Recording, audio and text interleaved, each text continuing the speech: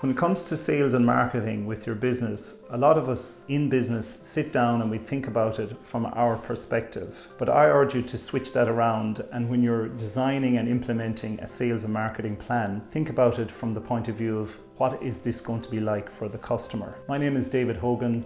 My company is called Maximize Business, and what I help people do is think about a more smarter way to generate their sales so that they can enjoy better profits in the long term for their business. Today I want to talk about what I describe as the 3-phase customer experience.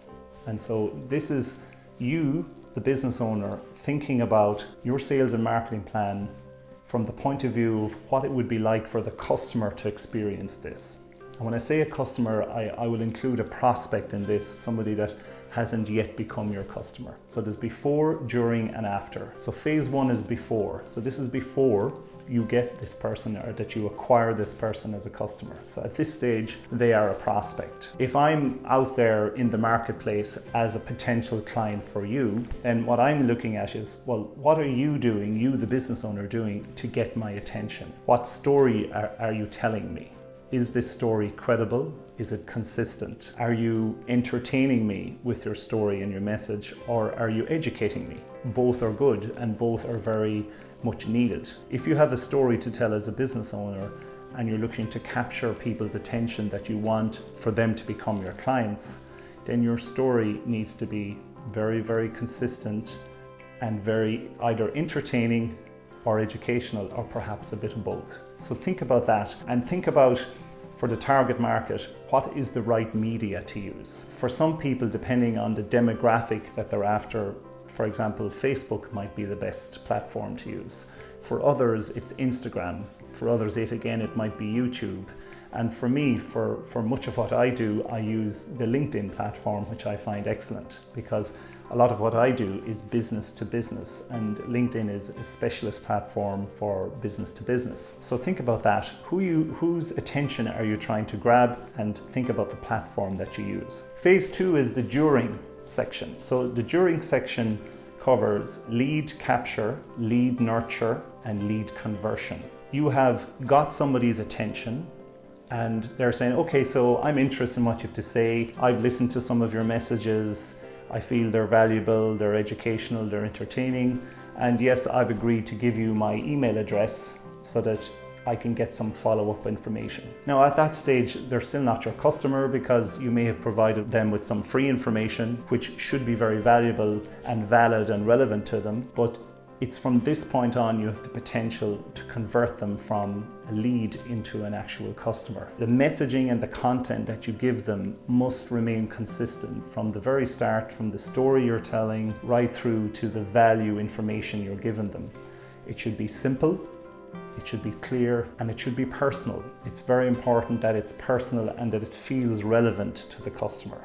So think about it. Instead of you going on and on about some amazing product or service that you have or you think you have, what you should be focusing on is, what is it about my potential client? What would resonate with them? What would make it feel personal and relevant to them? And build your messaging and your content strategy around that. Equally, you need to think about that not only are you starting to engage with the person, but you must nurture that. You need to develop it into a relationship. So it must be consistent and it must be ongoing and continuous. So it's very, very important that you follow up with your potential clients. Don't make the mistake of thinking 1 or 2 emails with a downloadable brochure or ebook, etc. is enough. Research has shown that you would need to engage in a meaningful, valid and educational way somewhere between 7 to 12 times with your prospect before they will make a decision to purchase something from you or move on to the next level with you. Really what you're trying to do during this phase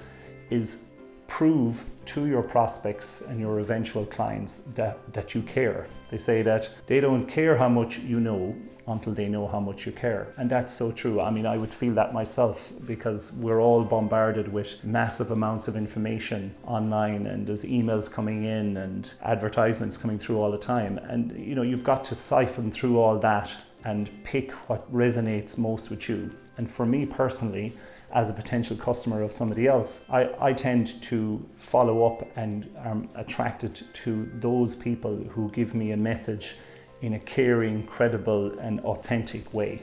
So think about that, because what you're trying to do is you're trying to build trust.